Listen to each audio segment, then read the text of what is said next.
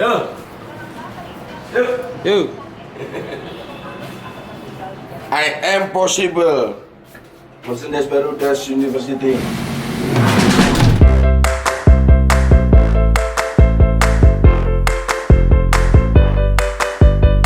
Halo. Halo Mas. Akhirnya ketemu. Kenapa saya diving? Karena saya hanya membuktikan bahwa orang gemuk itu bisa diving, Mas. Gitu aja. Oh iya, emang raiso? Kadang tuh orang lihat pertama masalah PCD ukuran eksklusif, kita harus beli sendiri, nggak ada di rental, ya toh. Terus ya intinya diving itu bagi orang gemuk itu hal yang memalukan. Udah pasrah gitu, nggak bisa untuk diving. Tapi aku membuktikan itu bahwa aku bisa diving gitu. Bentar, ini kamu ngomongnya sama dia. Berarti kamu mandang dia itu ukurannya lebih besar daripada ini. Enggak, maksudnya ya ini adalah cerita saya adalah waktu pertama kali saya pengen terjun di dunia diving adalah saya snorkelingan dulu. Pasrah kan. Orang-orang kok lama banget naiknya gitu. Yang diving kita nungguin kan. Akhirnya ya udahlah aku ngambil license gitu. Tadi ya wis. Kok iso ning bisnis alat selam juga? Bisnis alat selam karena saya lagi apa ya? Intinya saya mencari keuntungan untuk ngetrip saya sih, Mas. Untuk apa? Ngetrip. Biaya trip kan mahal tuh diving. Duit lanang ya. Duit lanang. Jadi tidak ya, diblokodo sama hobinya toh. Untuk Jadikan usaha sekalian. bener. Ini hobi saya juga. Jadi kalau kerja sesuai hobi kan enak. Sama kan dengan Mas Erik, dengan sesuai hobinya kan juga menghasilkan yang enak gitu lah, ya kan begini. Iki hobine kon ya Mas.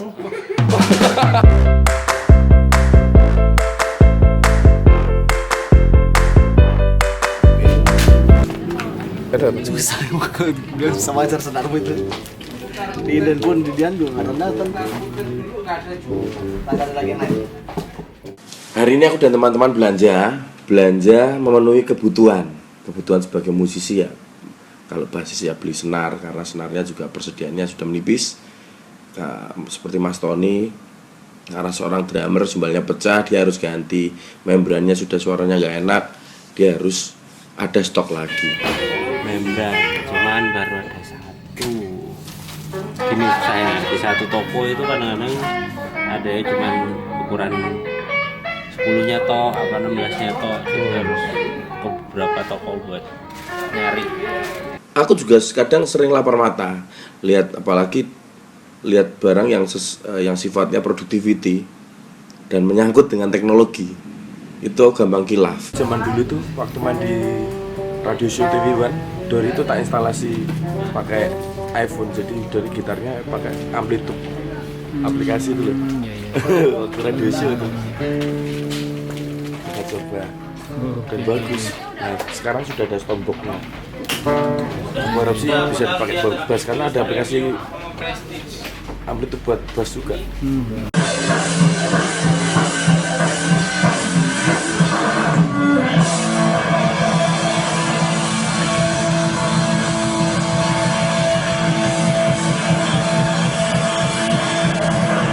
Ya akhirnya jadi ngulik ya, siapa tahu penemuan aja, siapa tahu itu bisa dipakai untuk kerja atau nantinya bisa jadi sesuatu yang sifatnya juga productivity.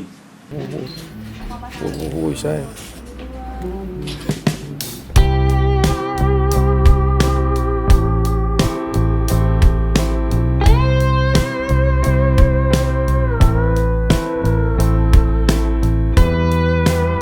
Sebenarnya saat belanja juga nggak semuanya kebeli, cuman informasinya itu penting. Setiap pedagang itu pasti nanti akan presentasi memberikan produk knowledge kepada kita. Jadi kita jadi banyak informasi gitu. Secara tidak langsung mereka itu juga ngajarin kita, sharing pengalaman.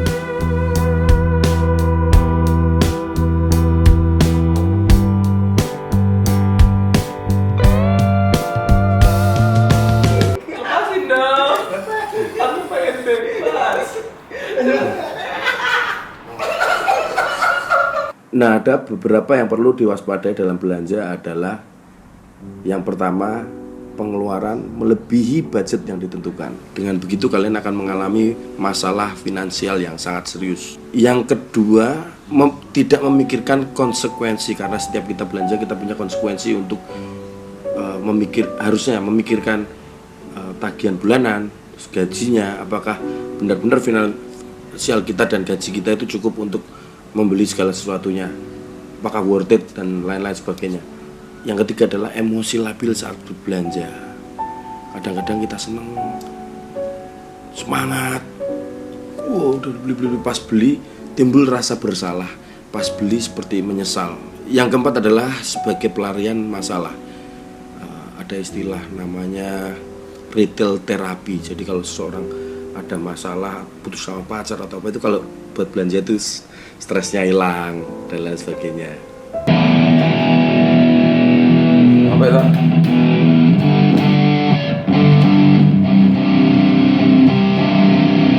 Yang keenam adalah kompulsif dalam berbelanja.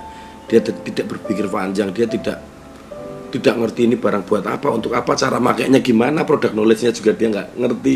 Yang ketujuh, tren. Semuanya beli, trennya, kerennya beli, dia ikut-ikutan beli. Yang terakhir adalah tidak jujur.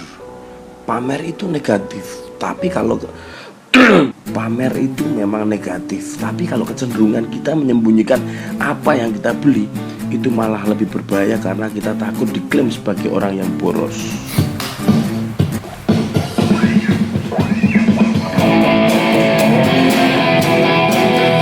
Karena kalau kita tahu apa yang kita beli, ngerti dengan apa yang kita beli, bahkan bisa menggunakan apa yang kamu beli menjadi sesuatu yang bermanfaat dan berguna, orang tidak akan ngeklaim kamu sebagai orang yang boros.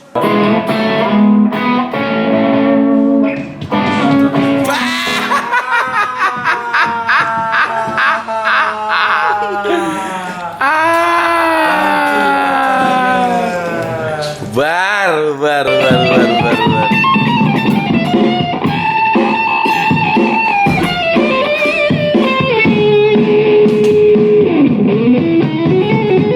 Dan jika kalian mengalami seperti 7 hal yang aku sebutkan tadi, selamat, Anda telah menderita penyakit shopaholic.